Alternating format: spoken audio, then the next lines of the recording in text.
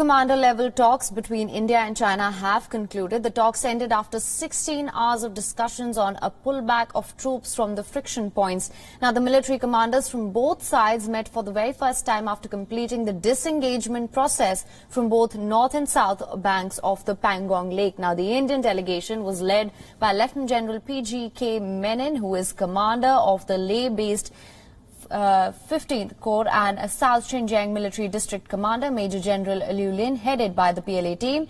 And Indian and Chinese troops completed their disengagement from the banks of the Pangong Tso Lake this week after 9-month long standoff in the eastern Ladakh. Now, the 4-step disengagement process included pulling back armor, artillery, other heavy equipment, followed by the infantry. Around 150 Chinese tanks and nearly 5,000 Chinese People's Liberation Army soldiers have gone back. And for more on this, we were earlier joined by Siddhant Sibal, our principal diplomatic correspondent.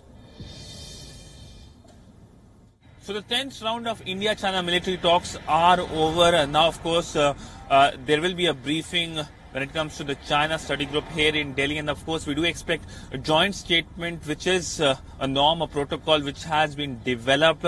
So largely focus is on disengagement at Gogra, Hot Springs and Depsang Plains. And largely we know that these conversations last for many hours, primarily because of the translation issues. But largely this is one of the positive developments that has happened in India-China relationship. We know that the Chinese aggressive action, especially in Galwan, is something that has dented the relationship, and it will take pretty long for the relationship to come back to normalcy, given the fact it is up to China to make sure that there is normalcy in the relationship. We know after the Galwan incident, India had banned many Chinese apps. It had taken a lot of measures when it comes to Chinese investment coming to India.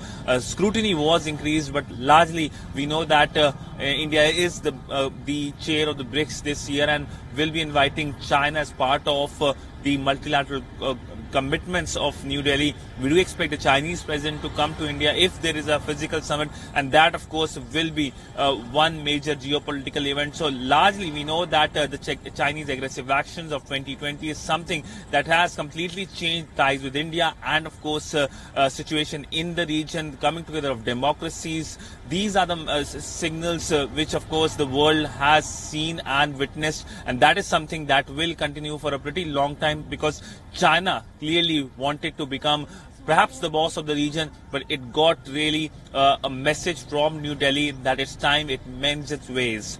With video journalist Neeraj Patel, Siddhant Sibal for WION in New Delhi.